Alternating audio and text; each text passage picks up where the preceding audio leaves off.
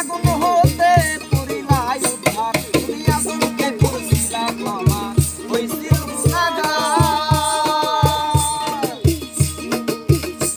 তুমি ইব্রাহিমকে আগুন হতে পুরিলাই উদ্ধার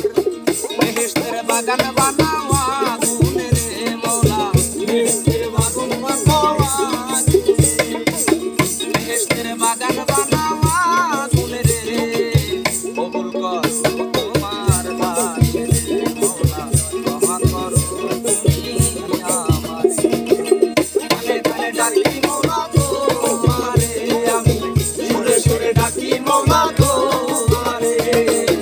কবুল করো তোমার দাসে রে মওলা ক্ষমা করো